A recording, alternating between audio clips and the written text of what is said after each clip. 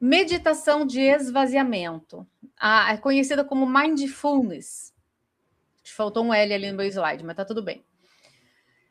O que é essa meditação? Essa meditação é aquela que você fica sem pensar em nada. Vou pensar em nada para esvaziar a mente, para tirar o estresse. Era para isso que eu fazia. Então, eu até coloquei uma foto aqui, uma foto pública, né? De uma pessoa aí com o celularzinho. Às vezes você pode colocar uma música de uma frequência, às vezes eu ponho um hertz lá, ou eu colocava um barulhinho de fonte, assim, sabe? Uhum. E tentava não pensar em nada. É aquela que você só presta atenção na sua respiração e não pode pensar em nada. Será que essa tem problema? Porque, afinal de contas, não está pensando em nada. Essa meditação ela é base do budismo e do hinduísmo. Eu sempre falo, a pessoa quer saber se tem ocultismo, veja de onde veio, veja a fonte, a origem. Vai na gênese disso. Uhum. E essa base é silenciar os pensamentos, atingiu nada. Só que isso é um estado de vulnerabilidade. Por quê? Porque Jesus até fala, né? Que a casa varrida e vazia e adornada, ela não pode ficar vazia.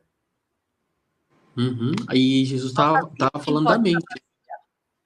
Isso, aí a gente esvazia a mente, fica suscetível para quê? Para alguma ocupação, seja Uhum. do hertz, seja do alguma sugestão, você fica sem o seu discernimento, o seu alerta desligou. Por isso que ela é tão perigosa e por isso que ela é tão sutil. Então você esvazia, você vira um canal aberto para influência maligna. Você acha que é algo que vai te trazer um benefício, mas você está colocando ali que esse esvaziamento vai te curar, vai te trazer paz, vai te trazer alguma coisa. E, na verdade, não traz nada, né? Só deixa você vazio e porque a nós como cristãos, quando esvazia, a própria palavra diz, né? Expulsou, se ele encontrar a casa vazia, ele traz mais sete, né? Então, Piores que eles, né? e piores isso. Então você sai desse ocultismo, renuncia e preenche aquilo com a palavra de Deus, né? Com a palavra de Isso. Deus, com louvores, você vai meditar na palavra, você vai meditar em nada, né? Então já muda aí, né? Já preenche a mente, não deixa vazia. Exatamente. Ele já até adiantou a quinta, que é exatamente isso. É meditar na palavra, isso está na Bíblia. E é interessante isso, porque as pessoas acabam fazendo e fazendo de coração aberto. E eu posso, assim, eu encho a boca para falar disso, porque eu tentei um monte de prática para sair da crise de pânico. Um monte. E nada me curou, a não ser o sangue de Jesus. E o sangue de Jesus me curou instantaneamente. Então, assim, a meditação curou? Não. A pedra Uhum. curou? Não. A yoga fiz também, principalmente para te sair da crise de pânico.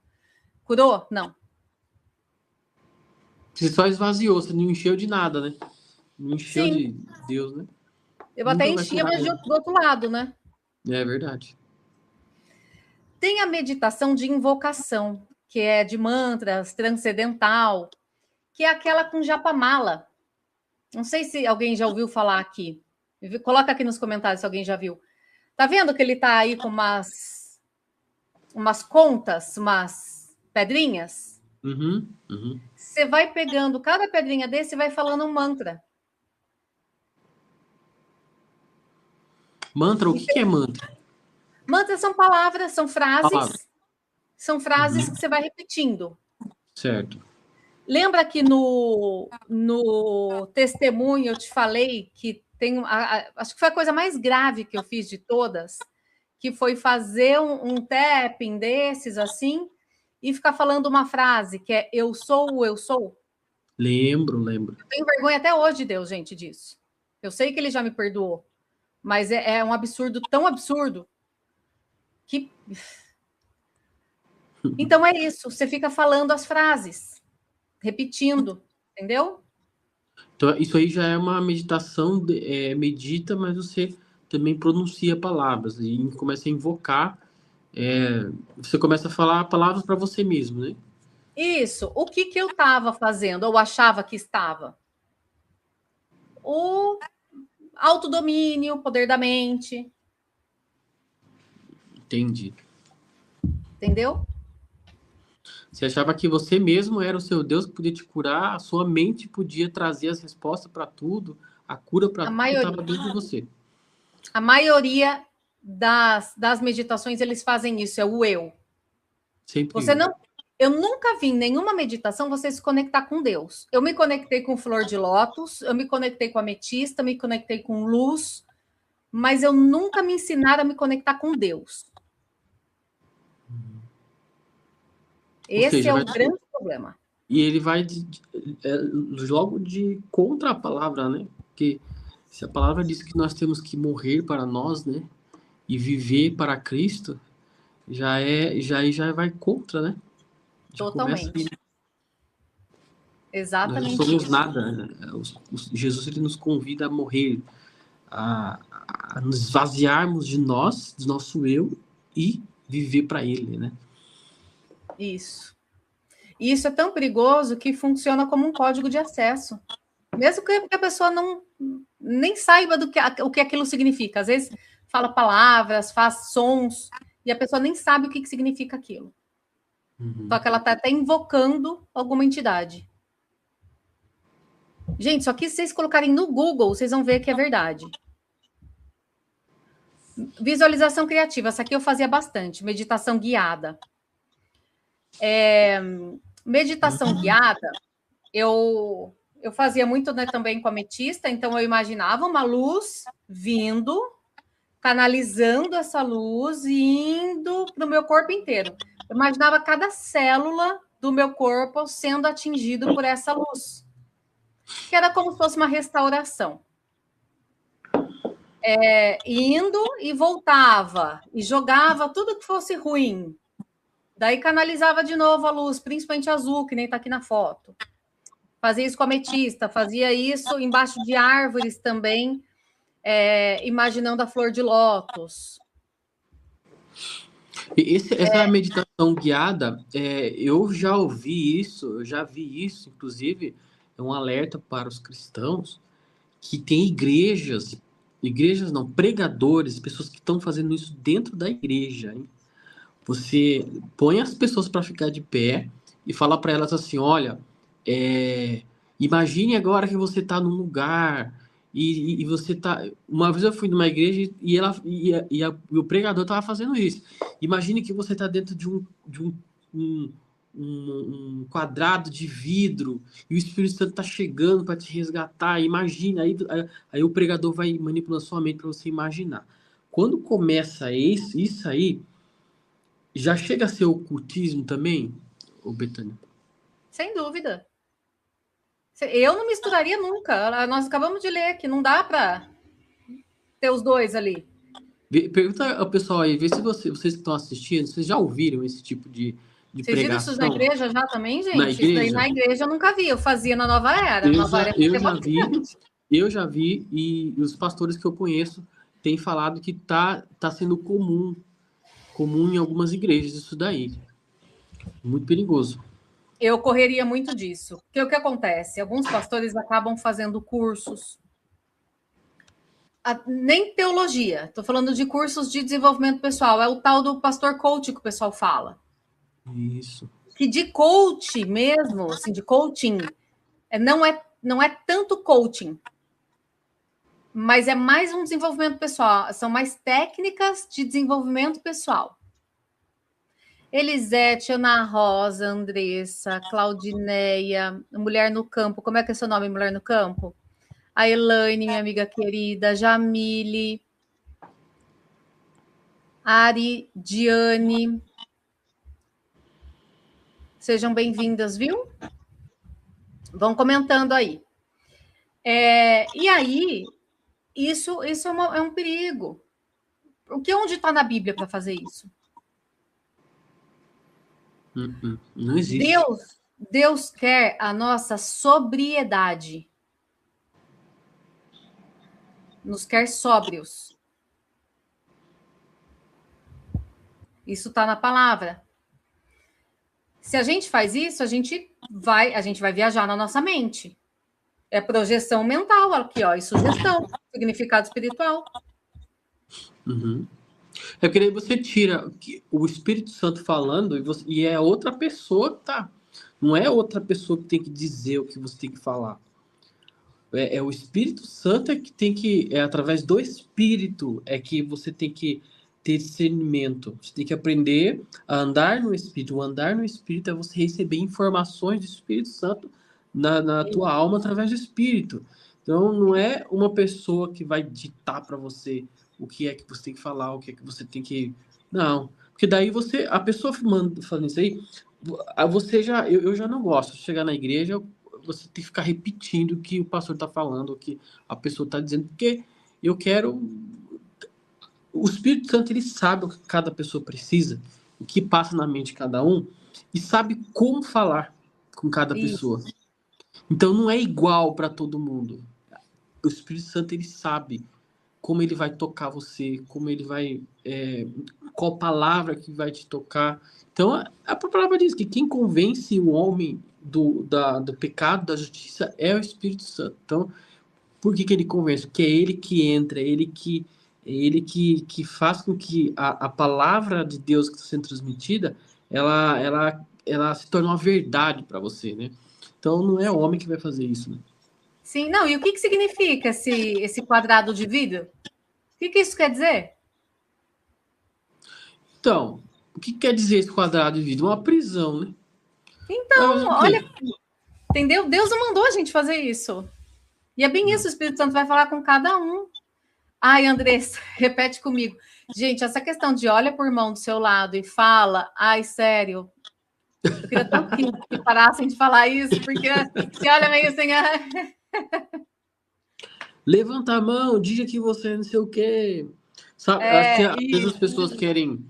Às vezes não chega a ser uma meditação guiada, isso aí. Não chega a ser tanto assim. não, isso é confissão Mas acaba positiva. incomodando. Incomoda um pouco, porque às vezes a pessoa quer agitar ali o ambiente para poder mostrar que o ambiente é agitado, que a igreja é animada, não sei o quê. Quando você vai ver, não tem Espírito Santo nenhum. É tudo uma questão de boniteza, né? Acaba sendo Sim. as luzes, o áudio, acaba. Uma vez eu estava numa igreja, Betânia, bem rapidinho, e Não, eu mas é vi. interessante. Eu estava numa igreja uma vez, e eu fui assim, né? Eu via uma igreja linda, assim, com um telão bonito, gigantesca, umas luzes que piscava e o louvor o dia inteiro, as pessoas ali, e era um seminário que durou o dia todo, então as luzes ficavam piscando e o louvor, e todo mundo pulando, né? E eu cheguei ali, eu comecei a ficar, o ambiente começou a me contagiar, porque era animado, aquele monte de luzes piscando, que coisa bonita, né? E todo mundo se alegrando. Aí eu tava lá, eu que sou assembleiano, né? Acostumado, eu cheguei ao ambiente assim. Aí o pastor do meu lado, que veio comigo, eu cutuquei ele e falou assim, irmão, viu? Mas. Aí por um minuto eu parei, vi aquelas luzes piscando. Aí eu falei assim, meu Deus do céu, mas quer chegar aonde aqui com isso aqui, né? Tá, mas eu sei que a gente tem a alegria do Espírito Santo, mas o que tá causando transformação real? Aí eu falei, cutuquei o pastor. Falei assim, viu, pastor, se a gente não tomar cuidado, a gente acaba sendo enganado, né? Porque a gente vai pela emoção. As luzes muito bonitas, som muito bonito, tudo muito legal, tudo muito perfeito, vozes maravilhosas, é, acabam você indo pela emoção e não para a transformação. E aí você se envolve num ambiente que, que você não traz ali a presença do Espírito Santo, né? Tem que tomar muito cuidado. Não que seja errado isso, mas na hora você tem que examinar o seu coração ali, né? Eu nem concordo, sabia? Assim, concordo com você, não concordo com isso. Por quê? Primeiro é a emoção. Segundo, eu acho que assim, o Espírito Santo não precisa que a gente esteja emocionado. Exato. Não De precisa. novo, lá vem a sobriedade. De novo. Né? A gente está lá para ouvir a palavra de Deus, para adorar a Deus. Né? E aí, quando começa isso, tem igreja que até começa a virar um show. Eu não concordo. A Elaine, rapidinho mais uma vez aqui, vamos passar para o próximo assunto, mas a Elaine fez um comentário muito interessante, que são ministrações almáticas. Isso aqui está acontecendo muito. O que acontece? A pessoa, ela usa de técnicas para manipular sua alma, quer tocar na sua dor, entra naquela tua dor, naquele seu trauma, aí cria histórias, cria historinhas, situações para te tocar e te levar, a te conduzir a uma finalidade que não é aquela que é bíblica. Você fazer uma ministração almática é você falar só de ali, sabe? Dor na alma, ficar falando de coisas que estão na alma, mas e as coisas do espírito? As coisas do espírito, porque a única fonte de vida é a palavra de Deus. Quando você fica tratando, porque você não sei o que e tal, por exemplo, vamos falar de depressão. Quem faz muito isso é muito geralmente quem faz pessoas que fizeram psicanálise. A psicanálise ela fica tratando da alma, mas espera aí, a alma, quando você jejua e você ora, você mortifica ela e acende o teu espírito, o espírito. Então, as pessoas estão muito dentro da alma, muito almáticas, igual ela falou aqui, muito, né, vamos trabalhar sua alma, precisa restaurar a alma, tudo bem, mas quando você foca no espírito, na presença de Deus, na palavra, na oração e no jejum, toda a alma e o corpo, ela recebe essa unção do espírito e elas são curadas e restauradas. Não há necessidade de você pegar a tua alma e ficar voltando ao passado, ficar manipulando tua alma, né?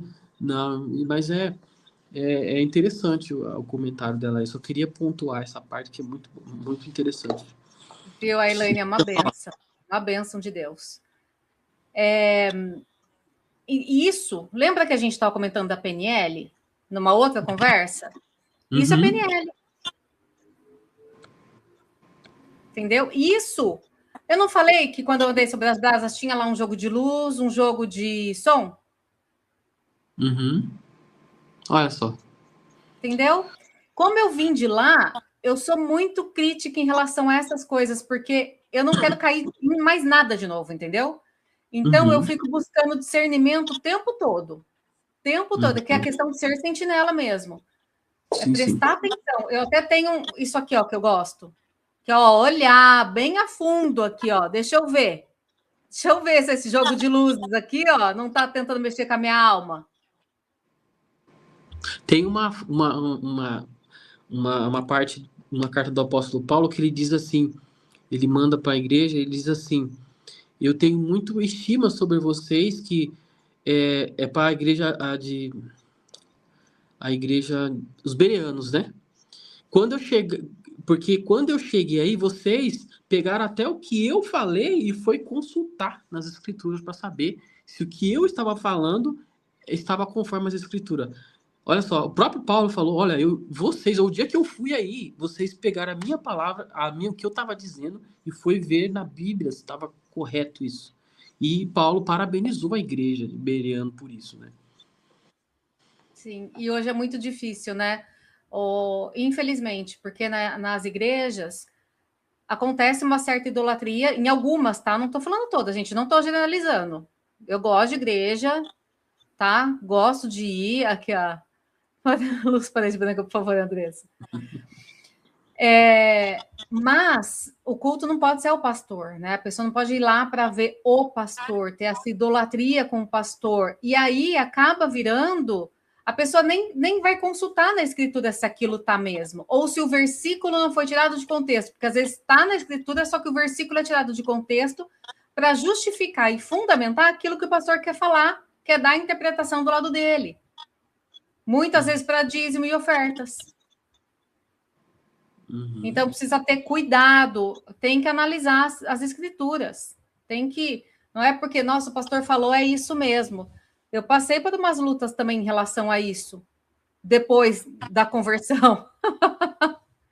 Mas eu acho que depois a gente pode até fazer uma live disso, de confissão positiva, essa parte, porque tem total relação com o ocultismo. Porque tem muita coisa que tem acontecido nas igrejas que eu via lá do outro lado. Bom, tem uma outra questão também que as pessoas têm muitas dúvidas que é sobre os chakras, né? Isso. Nós já fizemos episódios sobre isso, muito já foi falado aí no Crente Podcast, mas o que são esses chakras? São ligados à meditação também? Também.